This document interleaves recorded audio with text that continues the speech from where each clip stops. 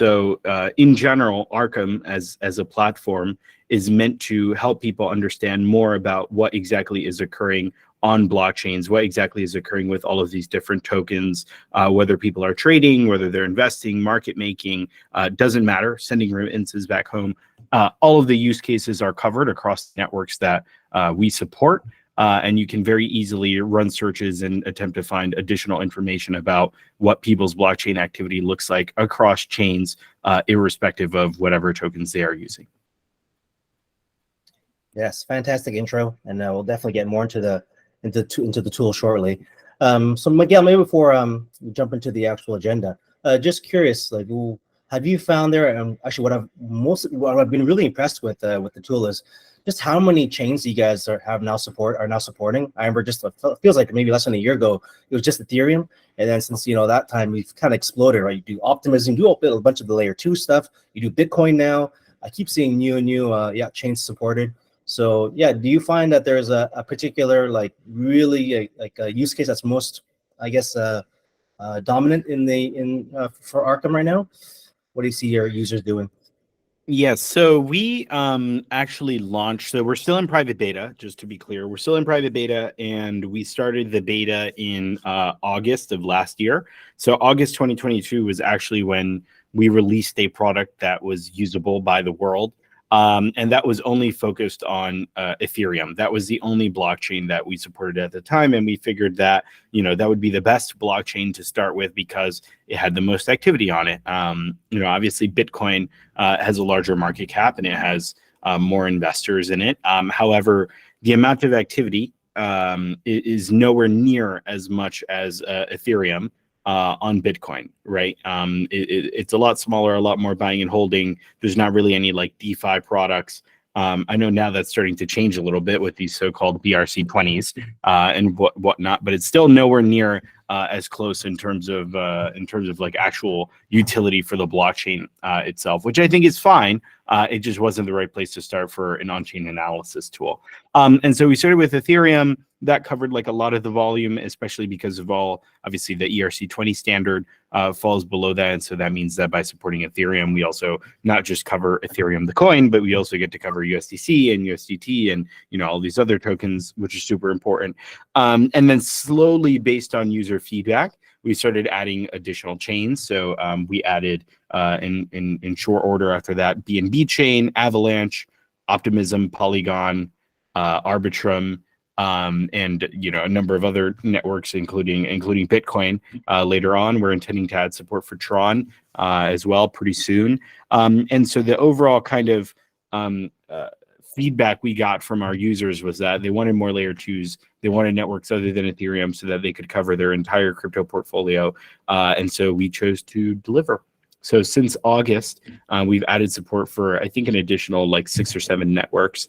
And we're planning to add a couple more. And all of this basically covers a lot of the real the majority, more than the majority, the super majority of the real kind of blockchain activity that happens in the space. Yeah, nice.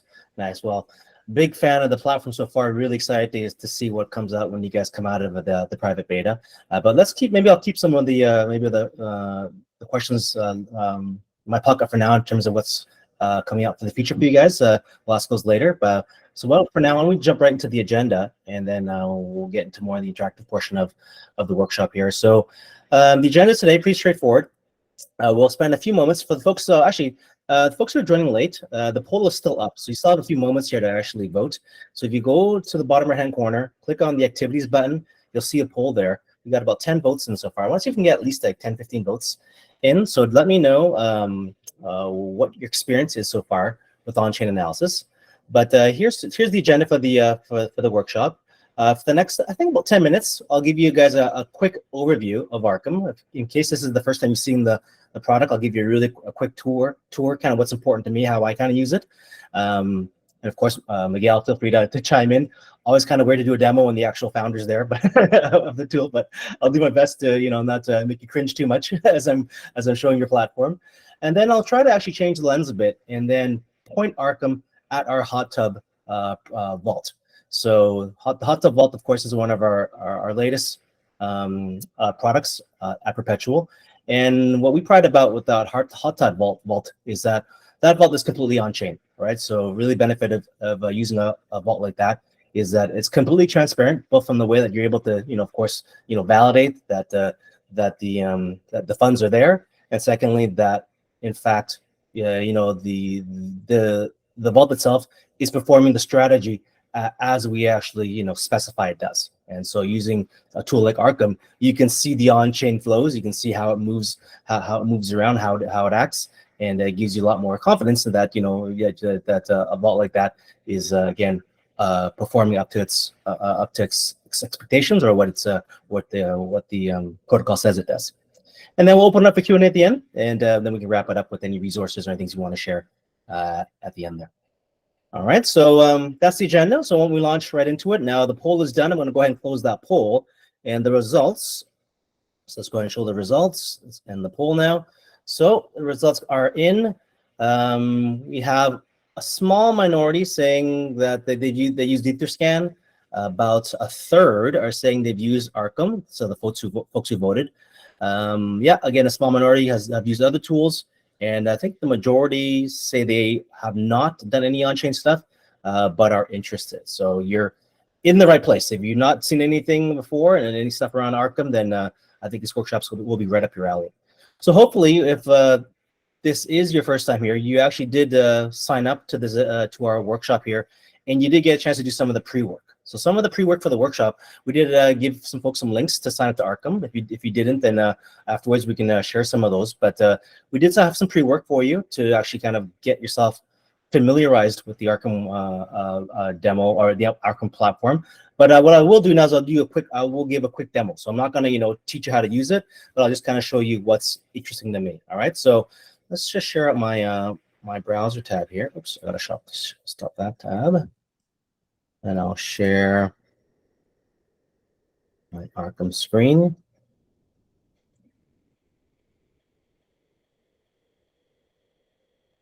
I'll just move some things around so I can. Actually, I don't want to share that tab. Let's share another one.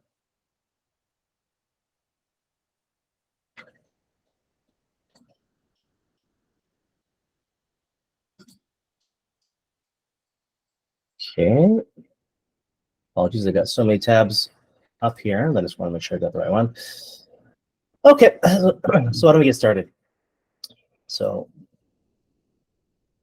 if you can see my screen, give me a thumbs up, folks. So if you have any questions, feel free to drop them in the chat pod as we go through things here, or yeah, give me a thumbs up or any kind of emojis if you need to slow down or speed up, or raise your hand if you have a dying question you want me to answer right away. Okay, so let's launch into Arkham. So if this is the first time you're seeing the tool, this is kind of what it looks like when you first log in. Now, when you first log in, you have a choice here. So when you first log in, you click on the I guess this is like your username.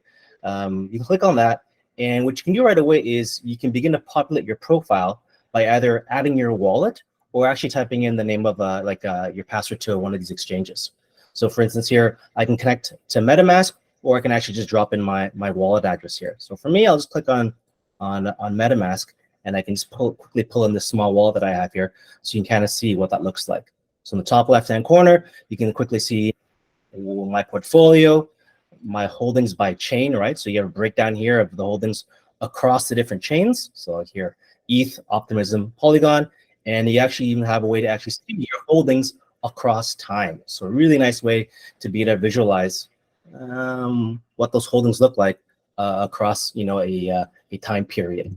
At the bottom, you can quickly get a sense of what that person is, what the values, or I guess what that if you have multiple accounts, you can see each account at the bottom. And if I click on the account here, you'll be able to break you can go into the account now and get some more details. So a few interesting tabs here. So at the bottom you can see exchange usage. You can see top counterparties. So if the wallet address is interacting with certain entities, you can see what are those entities.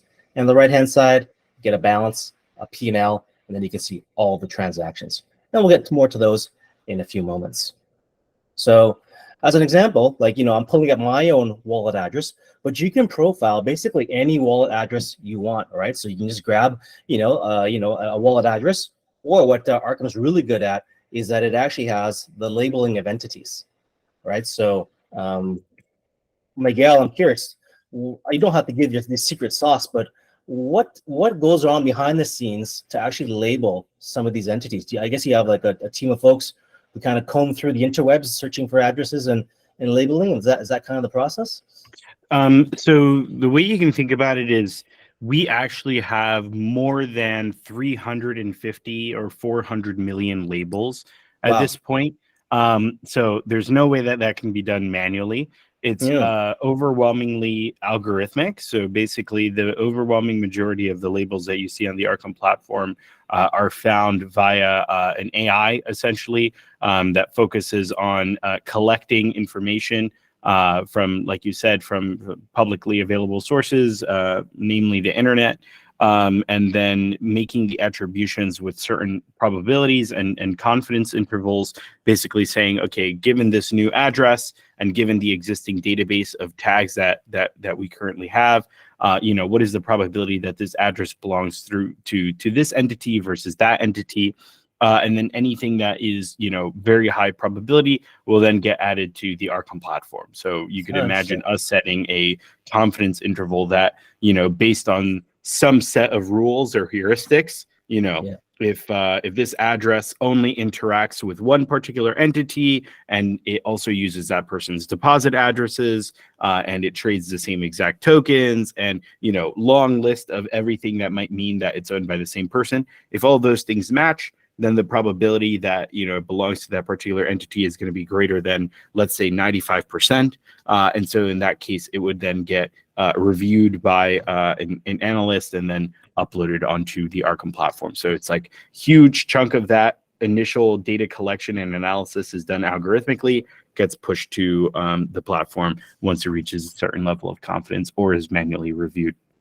Oh, nice. That's really helpful. I was always curious to understand how you guys did that, and that actually gives me a little more trust as well, as that it's kind of that kind of two-pronged approach that they're using, sort of that machine learning or some sort of AI-based way of figuring out these addresses and what they map to. But I like the fact that you're also validating the work and then making sure that that it makes sense. So that actually gives a lot more trust in the data. Yeah, I like that approach a lot. So how would you use that? So for instance, here I was looking at some fun addresses yesterday. Ones I could bring up for the demo here. And of course, Arthur Hayes is always one address that I'm always watching. He's always fun to follow, and he's always got funny things to talk about. So as you can see here, if I just type in Arthur Hayes, yes, you could go on Twitter, try to find his his public address. But like Miguel said, the Arkham platform, through either AI or through his analysts, they've actually entered in that entity already, and now I can just type in Arthur Hayes, and you see him listed right there. So you'll see here, you can see some different entities here. You can see some Twitter accounts. You can see OpenSea addresses. You can even see like .eth names. Right. So in my case, I'll just pick Arthur Hayes here, and just like I profiled my wallet address, because everything's on chain, I can now see Arthur's address, Arthur's activities. So if you know anything about, I was looking at his wallet yesterday. I was kind of laughing and chuckling a bit, because if you know anything about Arthur, you know that he kind of got in a bit of trouble the last couple of weeks. He kind of had a cease and desist letter from the Alameda team, or I think even the I think some of the guys that who am I blanking on right now? Kind of got a cease and desist from Suzu and Kyle Davies. Yeah, Three Arrows. Yeah, Three Arrows. Yeah, they were owing him some money, so you can see he's made some investments here that maybe you can probably track along and look around and say, well, maybe that money didn't go, maybe got lost in the shuffle. But from here you can see obviously which exchanges he's using. You can see the counterparties that he's exposed himself to, and you can get into some of those details. So this is kind of how I would use it. So for instance here, let's say you have a wallet and you kind of want to profile it, right? So Arthur Hayes, for instance, you can quickly see from the data on the right-hand side, here are all the transactions. It looks like he's pretty active with GMX. Of course, GMX is a perpetual futures exchange. And over time, you can see that, Arthur Hayes has actually done quite a bit with GMX. You can see like every other record is a GMX transaction. And it looks like he's actually, so when it shows up in green, that means monies are being deposited into his wallet address. And if it's red, that means it's leaving his wallet address. So it's probably looking at that he's getting paid some staking rewards here for staking in GMX. So it looks like every week or so, he gets some ETH, and that's likely due to staking. So if you want to filter further, you can do something as simple as this. Well, maybe I only care about large transactions. Well, under USD here, I can click on that little button, and I can then change the slider here. And let's say I only want to look at larger transactions above 100K. I'll apply that now, and you can now see that only transactions above 100K in value USD show up now in this transactions panel. Furthermore, I could even do more analysis or I guess filtering. So for instance, let's say I really want to kind of zoom in on that GMX token, because I'm curious to see maybe how long he's been with kind of playing on that GMX protocol. So I'll type in the GMX token now, click GMX there, and we have now 4 pages of transactions. So I'll go to the end here. We'll go to the final page. Well, actually, I can obviously go backwards and forward, or I can just sort by clicking on time here. That could be just as fast as well. All right. So I click on time. We can see here that about a year ago, this is when he started on this wallet. With this particular wallet, he started using GMX. So you can see here from this transaction, the way I read it is he probably bought some GMX from Uniswap, and then that got transferred to his wallet, right? So at that time, about a year ago, so if I click on this little button here, I can actually see the exact time date stamp. So the 3rd of March in 2022, he bought about 150K worth of GMX. And then looks like the week following, he actually took that GMX and he staked it, right? And then a week, that same, maybe about, a couple minutes after that, he bought some more GMX, another 120K worth, and he staked that as well, right? And you can see he's done that multiple times throughout the year. So, we can if we want, we can probably add up all those numbers and kind of figure out how much GMX he's probably bought from this wallet address and how much he's staking to sort of do the math on why he's getting that much in terms of rewards every single week. All right. So interesting to see, if you have some influencers or you have some whales or interesting parties that you like to track, it's a really useful tool to be able to, go into their transaction history and see how they're using different protocols and what they're interacting with. All right. So another really useful feature is this. I think it's a newer feature, but now you have the ability on Arkham to actually just type in a token, the name of a token. So let's type in Perp here, and you see under tokens, not only can you do entities, but you can actually do tokens as well. So if I click on Perp Protocol, you can click on that now, and you can see all the kind of stats for Perpetual, the token itself. Right. So we can see the large inflows and outflows, the top holders, the price chart, of course, and of course all the recent transactions.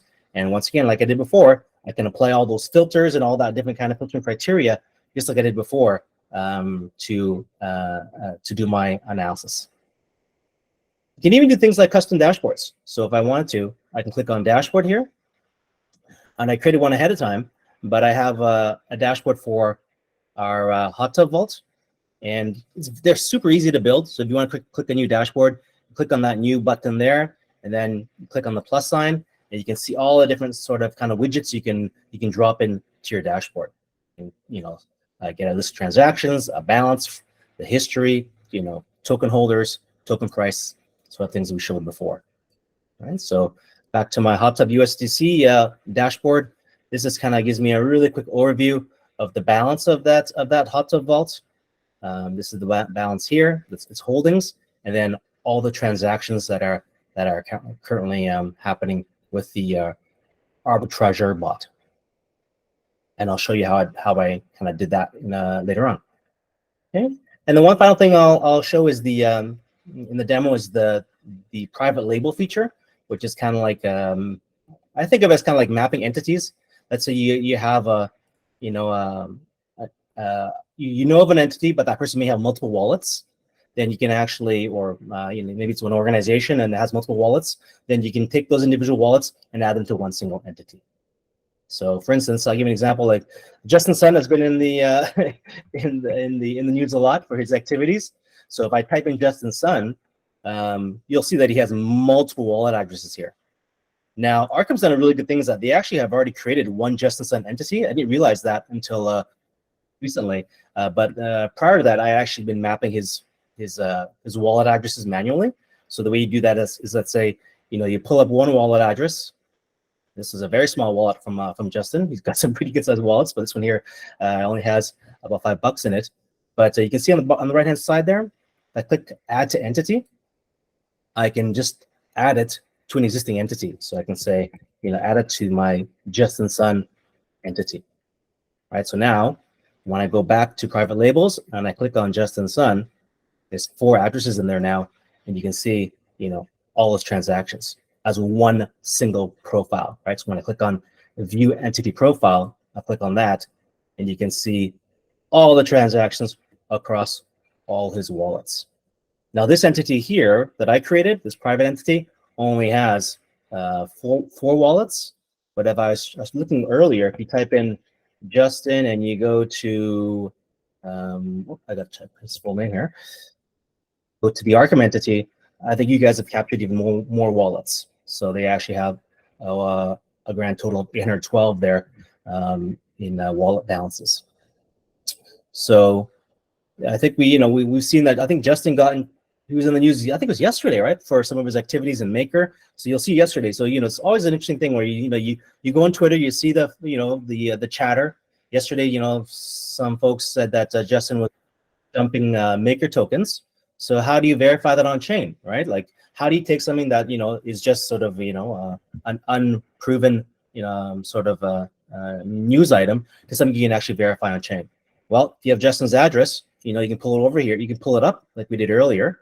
And now, yesterday he talked about Maker, right? So here, that was yesterday, 1 day ago. You can see right there, there's Maker, and he sold, looks like about 4.3 million. And it went from his 0x138 wallet to Binance. So, that's, I don't know if that means he's actually going to sell it outright, but certainly he didn't move that Maker token around. Again, we don't know his ultimate intention there, but we do know that money did move. So that's something that may be useful to continue watching. So, do something like this. You could say, well, what was Justin's history with Maker? That would be some interesting context, right? Like, it's one thing to realize, well, yeah, he just moved 4.3 million, but is that a lot of money for him? Is that, is it just pennies? How long has he been involved with the protocol? So let's type in the Maker token as a filter, and let's kind of sort here, so we can see that Justin has been doing, he's been actually moving Maker tokens around quite frequently, right? So this is not the first time, right? So yesterday, if that's the first time you saw it, you're like, maybe, you may have overreacted. But if you take a look at the data here, it looks like, well, he sold some, well, he moved some to Binance about 5 months ago, about 1.5 million. Prior to that, he moved, another 3.3 million, about 5 months ago, et cetera, right? So if we actually go to his earliest history here, so let's sort that. So a year ago, look, from Aave, he received 40,000 worth of Maker, worth 84 million, right? So he's been maybe slowly moving his Maker holdings away, but he's probably still, if you do the math, it'd be useful to understand like how much is that 4.3 million. How much of that is really his overall Maker holdings. But it looks like he's been selling, for a while now. So it is something to continue watching. Maybe he's getting himself completely out of Maker at this point, as we know that, Maker has an interesting endgame that they've been pushing, and maybe Justin doesn't want to participate in that. But again, this is the kind of things you can do with Arkham and tools like on-chain analysis, where you don't have to believe the news yourself. You can go on, look on-chain, and and see if it actually matches up with the on-chain data. All right, so we have a couple questions. One from Anisha. She's actually on our team, and maybe Miguel can take this one. The question is, can you also label addresses here that you don't want doxed? So I guess that kind of gets into private labeling versus a more public labeling. Miguel, do you have any comments on the differences between private labeling and public labeling? So the answer to this is that you can freely label any address within Arkham that you want, and absolutely no one else is able to see that. The team can't see it, no other user can see it. It only exists on your version of Arkham. At this point we have, more than 150,000 people using the platform. And a bunch of those people, there's a high probability that they're just going to get the labels wrong in some cases, right? And so it doesn't even make sense from a business perspective to even allow for that option for people to, even if people wanted us to add their labels to the Arkham platform, it doesn't actually make sense for us to do that because our algos are very good and probably a lot better than most people. And then B, our full-time analyst team is probably better than any kind of amateur labeling. And so, in terms of what people are doing on the platform, it's actually not super relevant to us. So rest assured that, any labels that you put onto Arkham only exist on your version of the Arkham platform and will never be shared with anyone else. Well said. Well said. Cool. Yeah, so I guess we had a couple of questions that were similar to that. Another question that's kind of relevant. What about, actually, this one's a bit different. Does Arkham provide any visibility to pre-chain data, i.e. mempool data? I guess that would be, yeah, that's very interesting. Any plans around that? Yeah, that's a good question. We do not currently offer that via the front end, but we do offer it via our API. No plans to add it to the front end yet. But eventually, once we roll out the API publicly, then that's the kind of access you'd be able to get. That'd be very interesting. All right, great question. Here's a question for you. Any plans for Pulse Chain? No plans to add Pulse Chain at the moment. We're kind of backed up on requests from people to add other chains, but I know Pulse Chain has been getting more volume recently. But for example, there's just a couple other things that we need to do first before we can get back to adding additional chains. But that's a good question, and the more feedback we get that we should add Pulse Chain, the higher likelihood there is that we'll actually do it. Sounds good. All right. So thanks everyone for the questions so far. Let's continue. We'll keep some more questions for the Q&A portion. So now that you kind of got a brief overview of how Arkham works, let's now take that lens and apply it to how you would use it against something like Hot Tub. So, I'll use Hot Tub as sort of the case study today, but just, you could use this, the same thing I'm going to show you with any protocol that's making you any promises, right? So, especially when you're interacting with on-chain stuff, like, we've seen what happened with FTX and Celsius and the like, last year. And I think, it just makes a really, really compelling case to do, if you can, as much stuff on-chain as possible. But just because someone says they're on-chain doesn't really mean they're on-chain, right? So you still have to do the work to make sure that the claims that protocol is making is in fact in line with what their communications are. So I always feel better when I can actually audit something, right? And not just when you have a third-party auditor, but when I can actually see the actual activity on chain. Now, of course, there's always smart contract risk, and of course, a tool like Arkham cannot prevent smart contract hacks and that stuff. But at the very least, when you see the data, you can at least have a level of trust in around the fact that it's doing what it says it's supposed to do. So let me just quickly introduce Hot Tub if you don't know what it is yet. I'm not going to spend a lot of time because I think most folks on this line are part of a community already. You may have already heard of Hot Tub.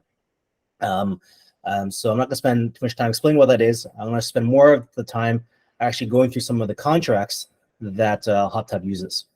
So Hot Tub is essentially our vault strategy. And the vault strategy, if you want to learn more about it, you can actually click on one of our vaults. So if you just go to vaults.perp.com, today I'm going to focus on the USDC vault. If you click on that vault, you'll see at the bottom here some of these little modals. And if you click on vault strategy, it'll actually explain what the vault does. So at a high level, what the vault does is, it's an arbitrage. It runs an arbitrage bot. So as I mentioned right at the beginning of the call, and you may have missed it if you didn't join early, but as I was mentioning at the beginning of the call, essentially how the bot works is it does arbitrage between spot prices and our perpetual futures DEX. So when there's volatility, you'll often see a wide spread in between the spot price, let's say on Uniswap, versus what may be trading on Perpetual. And so we'll use that arbitrage strategy to take a delta neutral approach and then take profits when those prices ultimately converge again. So if you want to learn more about that strategy and how it works, just click on the Vault Strategy button there or link there, and it'll give you some more details. But for the purposes of this conversation, what I really wanted to do is do two things with Arkham and the Hot Tub Vault. Number one, I want to show you how you can validate that the TVL is in fact on chain, and that it is, that you can provably attest to that TVL, that 306K that's locked up here, that it's there on chain, and we know where it is and where it sits. And number two, I also want to give you an understanding of how that arbitrage process works, so you can kind of visualize in your head, or even with the Arkham tool, sort of how what I described earlier, what that actually looks like on chain. Right? It's one thing to read a doc. It's one thing for me to explain what the how it works. But when you see it right with your eyes, just the picture's worth 1,000 words. And when I finally saw it kind of visualized, it just made a lot more sense, and it became a lot more easy to understand the strategy. And that kind of gives a level of comfort as well. So let's first talk about the TVL. So right now, this vault has about 306K in TVL. Now, how can we validate that that TVL is actually accurate? Right. So with the Hot Tub Vault, we actually publish all the wallet addresses for the vault in our FAQ. So if you go to our FAQ document, and I'll just share that tab now. There's the FAQ doc there. I'll just drop it in the chat pod in case you're interested in keeping that one in your bookmarks. You can scroll down to the Hot Tub Vault, and under here, what are the vault contracts? Here are all these, all the wallet addresses, or the smart contract addresses. And I'll just call out 3 of them that are useful for our conversation today. And that's number 1 is this first wallet address. Now, first of all, we're just going to talk about the USDC vault today, right? So you heard me earlier say there's 2 vaults. There's the ETH vault and the USDC vault. We're talking about just the USDC vault today. And that USDC vault basically has 2 wallet addresses where actually, I guess there's a 3, but let's first talk about the first 2. The first vault here, that wallet or that address is where funds first go to when you deposit. So when you actually deposit money into the vault, it'll go right to that contract. So when you go to our website and you say deposit, and you connect your MetaMask and you move your funds, it first goes to that vault. Now, some of the monies then move to the Perp account, the second address.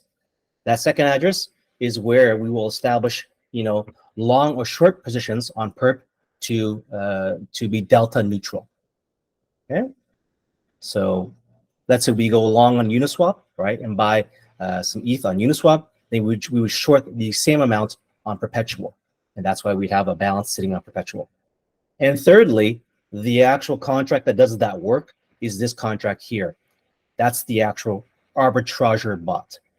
Okay, so that address there is the bot that actually moves the money in between the initial wallet, let's say the Uniswap, and then moves them any profits back again, and then profits would be then redeposited back into the initial wallet. So that's a lot of stuff to kind of track in your head, but once I just punch it into Arkham, it's going to make a lot more sense. Okay, so I'll grab these 3 wallets, and I kind of did it ahead of time, so we don't have to spend a lot of time copying and pasting here. So let's do that. So the first one here, if it's going to be, let's type in this one here, 0x748A, and ends in 8489. So we'll go back over to Arkham. And so I'll type that wallet address in, right? So paste it in here. All right, and you'll see it coming up.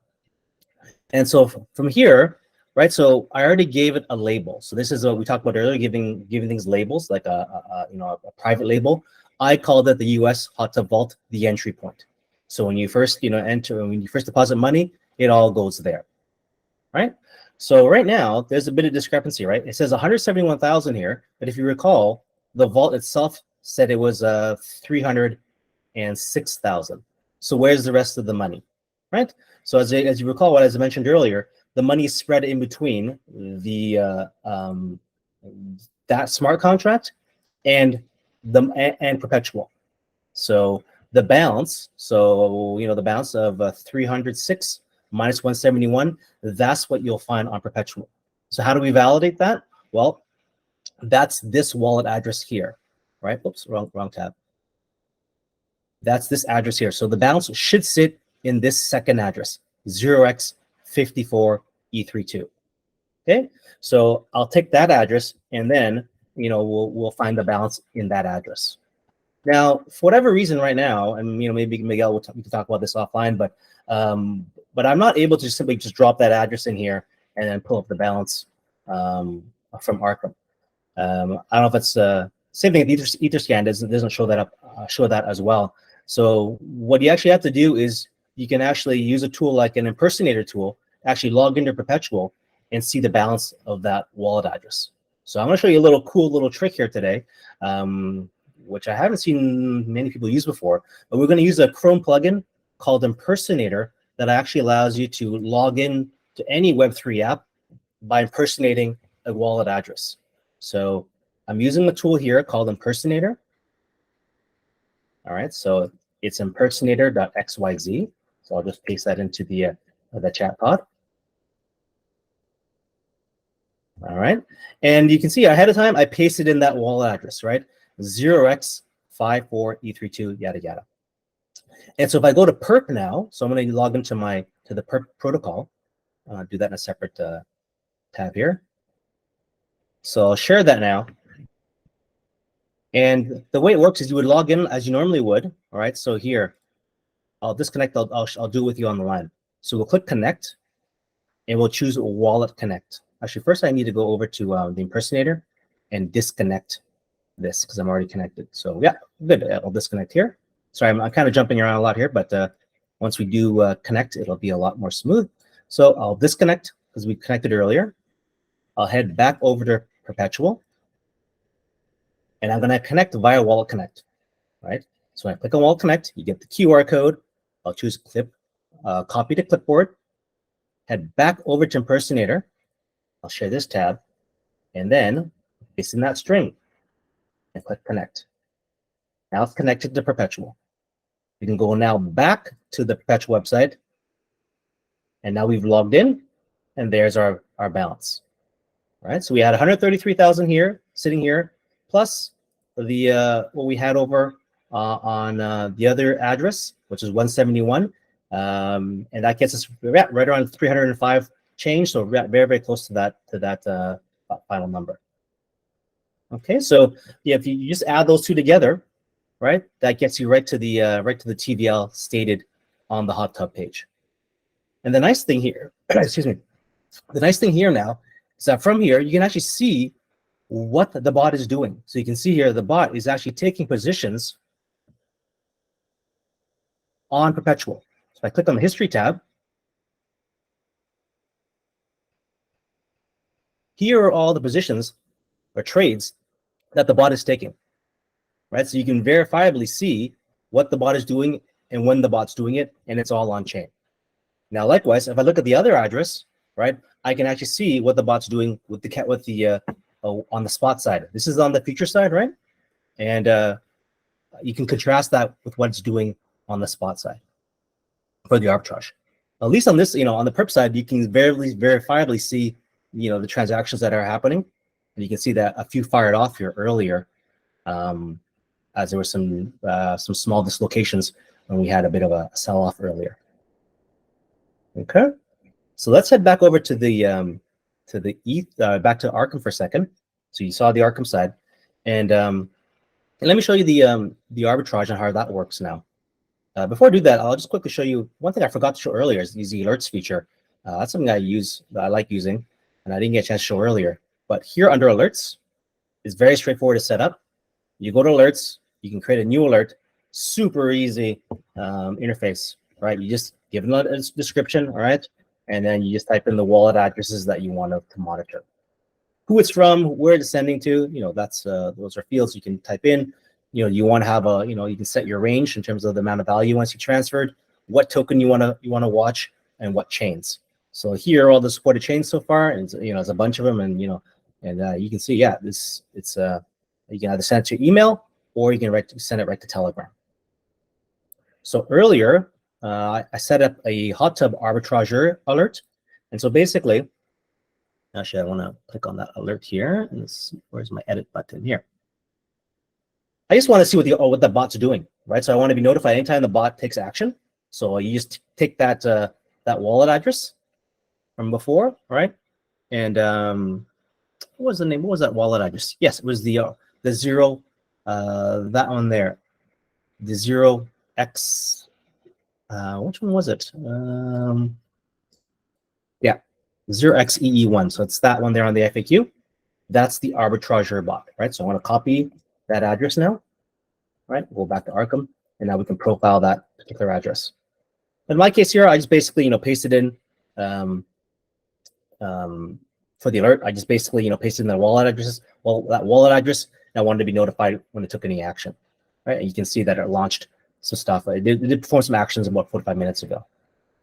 Now, as I explained earlier, the arbitrage can be actually quite complicated to figure out when you try to break down the actual transaction. So here's the actual Etherscan transaction, right? I can click on that, check the transaction. Actually, I'll click on it there.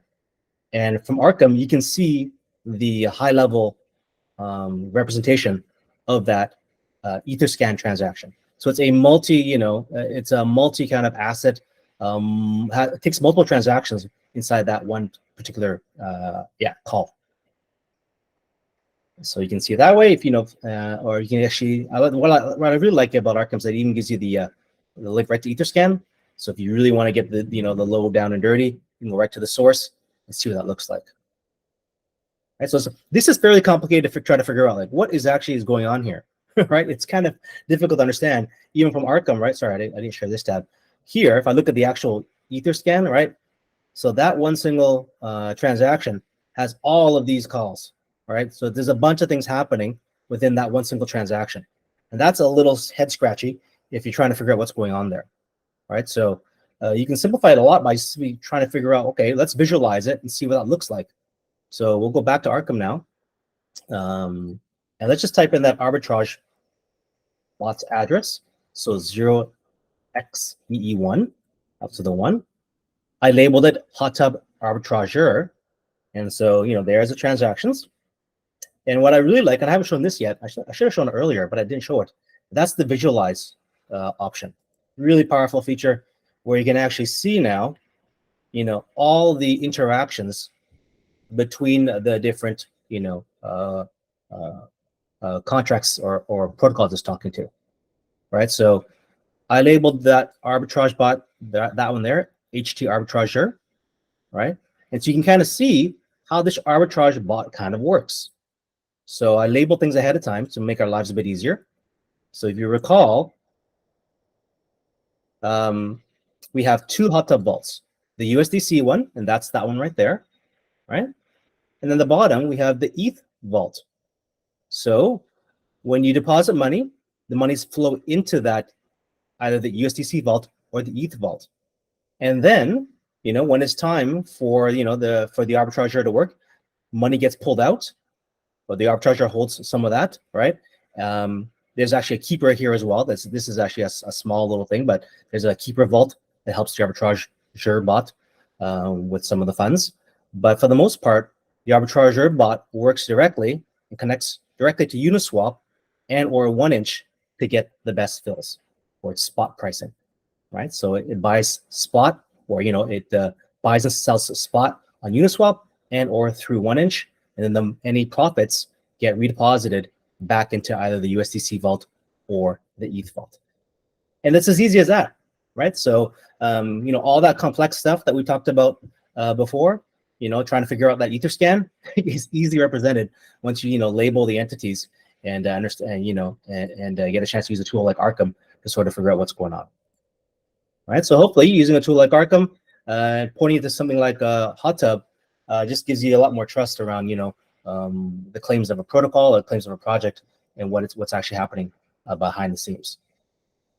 So to summarize, and we'll wrap up this part and we'll get to the Q&A, is, what I showed was the Arkham tool on the Hot Tub, how to validate the funds that are there, right? So we validated what was inside the entry wallet as well as what's on Perp. And I just showed you now how to visualize what the arbitrager strategy is actually doing behind the scenes. Okay, so let's move on now. So unless there's any questions around that, we'll open it up. So let's see if we have any questions. We just had one come in. How can we experiment with the UI and API? Join the waiting list already. So the UI, you need to have a link to join. But the API, maybe if Miguel's there, I know you guys have an API that you just released. How do people get access to that API if they want to trial that out? Oh, Miguel's still there or not? Did we lose Miguel? Well, we may have lost him. Well, if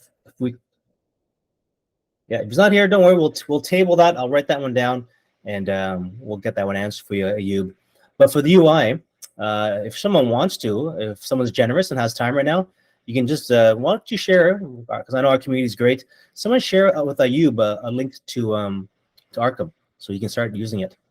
So if someone doesn't mind sharing a link to Arkham, you can just sign up, and it's free to use at this time. But the API, I do know you have to put a request in and get on that wait list. Because the reason I know that's because I'm also on that API wait list. So I'm waiting to get access to that API as well. All right. Awesome. Thank you, guys. See, I know this community is awesome. So there's a couple links for you to try out Arkham. Okay.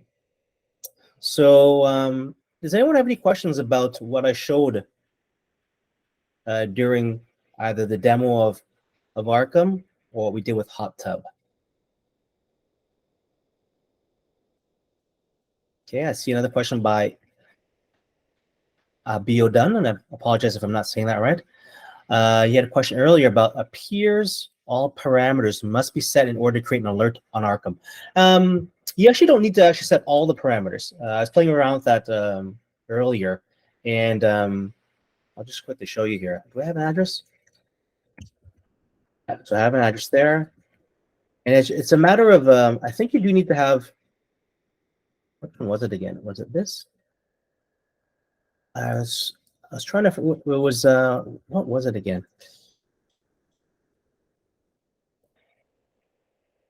Yeah, off the top of my head, I can't remember exactly which one it was, but you didn't have to fill out all the fields.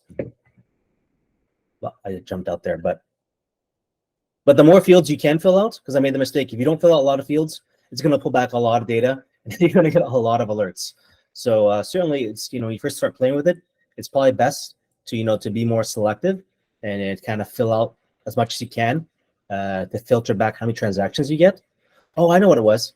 Yeah. Now I figured it out. So you just want to type in your address, type in your alert, and at the bottom, you just have to choose where it's going to be sent to. That wasn't obvious to me when I did it before, but yeah, once you choose your destination for the alert, then the alert becomes activated, or you get that blue button to activate the alert. Okay, so yeah, you don't actually have to make a really a very narrow alert, but I would highly recommend creating a narrow alert, because the other day I was testing it and I made a very broad alert, and then all of a sudden I had like 1,000 Telegram messages find their way into my inbox, and then I had to dig myself out of that. So yeah, be responsible with that with that. Okay. Oh, Mega had to leave. That's too bad. Okay. So yeah, if we can certainly compile any questions you may have from Miguel in the meantime. So if you have any questions, we have the one about the API listing or getting access to the API. But now's your time to ask any questions you might have. So let's head over to the Q&A portion now. And if you have any questions about what you saw today, yeah, feel free to ask. I'll just scroll through here to see if there's any other questions. So unfortunately, the demo was a bit long to get through, but hopefully you guys found that useful. I know we had some questions on Discord as well. But what I will do after the fact is I will submit some questions. I actually had a few questions that I had collected from our Discord community that I actually wanted to ask Miguel. So I'll submit them to him offline, and I'll make sure I get those answers and then post them on our Discord, so everyone gets a chance to see those answers. And if you join our Discord, we have a thread there called Arkham Intelligence. You can jump in there, and that's where I'll post the answers to those questions.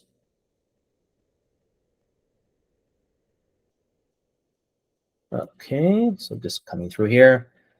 Any other questions we may have? So our friend Baron Wizard asked earlier, Arkham gives me the feeling that I'm using an alternate version of Nansen. Out of curiosity, what's the difference between the two, and the direction of Arkham's heading may be different than Nansen? Yeah, I'm sure Miguel gets that question a lot, right? Because I think that's probably their biggest competitor is Nansen at this time. So yeah, we can ask that one of Miguel and see how he differentiates Arkham from Nansen. My left kind of curved take, left brain take, is right now Arkham, it's free. So that's why I like Arkham. It's free for the time being, and of course Nansen is a pretty expensive product to use. I actually find that Arkham actually has better support as well for other chains. For instance, Nansen that doesn't have any support for Bitcoin. The last time I used it, and yeah, no Bitcoin support. And I know Nansen had a lot of focus on NFT trading, which Arkham doesn't have a lot of support for. Obviously, you can pull up the contract addresses, but it's, it doesn't try to track, NFT traders, like hot NFT traders and and NFT projects like they do in Nansen. So that's why I kind of feel like Nansen has. Arkham is more of a I guess a friendlier version of Etherscan, right? Like you can do everything. You can do everything in Etherscan. It's just very unfriendly to try to do that, right? Whereas with Arkham, it gives you that really compelling, those compelling visualizations, and a lot more control over filtering in and things of that nature. But we'll get that perspective from Miguel. Any other questions? Let's see here. Yeah, we talked about visualizer. So I think Vivek had a question about visualizer. If you still have a question, Vivek, let me know. Otherwise, I did cover that off. We had a question here from Peter, more hot tub related than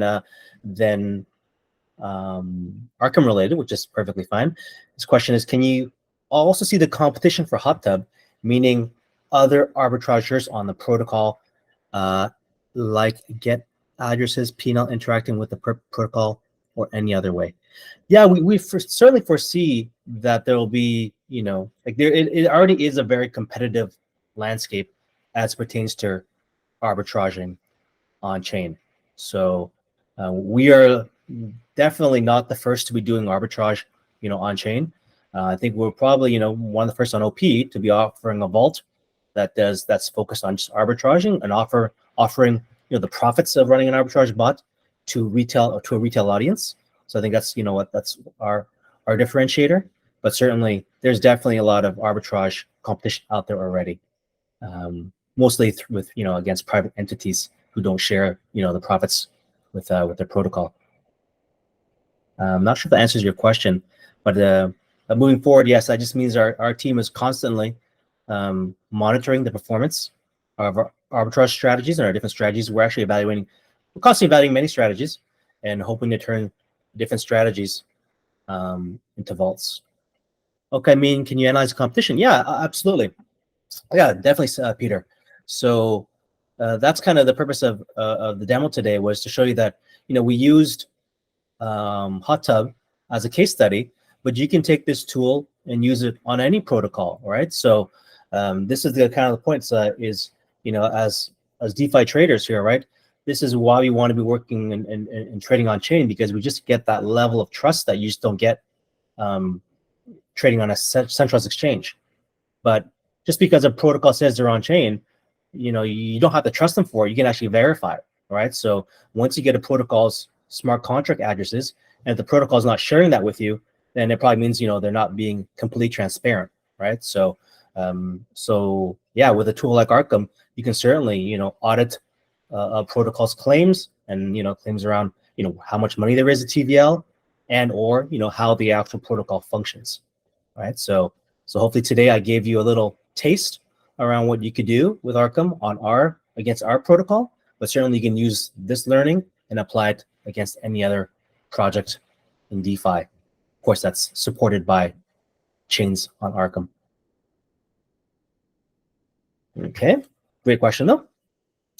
I'll just scroll through. I know we're going a bit long here now, so I'll just see if there's any final questions. Otherwise, I want to thank everyone for tuning in and coming out.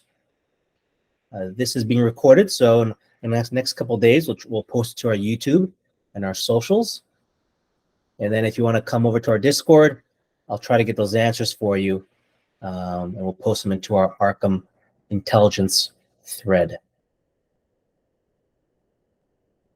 Okay, so let's see if there's any other questions. Yeah, we had one question from Ela in our Discord. How can Arkham be of help to me in the early detection of changes in price tokens of interest? So I guess if I take that question, I try to interpret it. Ela goes on, is there such a feature, and how do I go about it? Okay, so how would they go about doing that?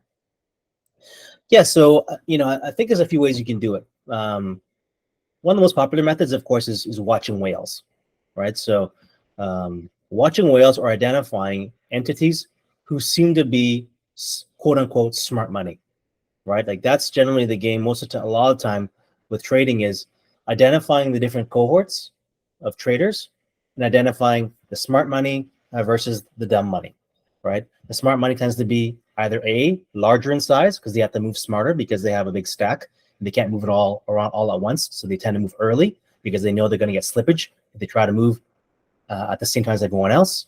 Or B, they could be smaller wallet addresses, but they just seem to be really, really connected, and they seem to be in new and hot projects early. And so those are also entities worth watching. So as it pertains to detecting price changes early, that's when you can create things like alerts around those entities you've identified, right? So for instance, watching Arthur Hayes is not a great wallet address if you're interested in early detection changes or early changes in price, because Arthur Hayes is more of a macro investor, right? And he has a longer time frame view. So you're not going to get those, those scenarios where you're worried it's going to sell off tomorrow, right? So that is something you're going to have to work on to figure out, okay, who are the entities, and you can find them on Twitter or, find them online and see which of these folks tend to be fast movers, right? And make sure you're watching those addresses and setting alerts for yourself when you see these addresses getting active.